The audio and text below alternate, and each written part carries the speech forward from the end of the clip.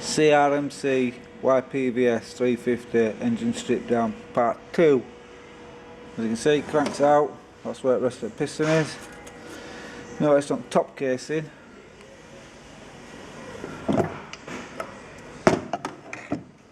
it's alright welding it up when it's had a failure, yeah? Well then there's what you call dressing it back up to suit.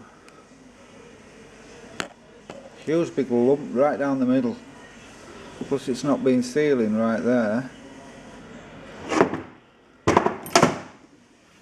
Rear engine mounting kaput.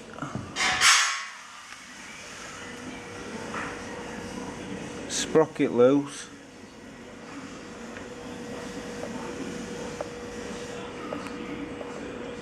So what we're going to do is swap into some more casings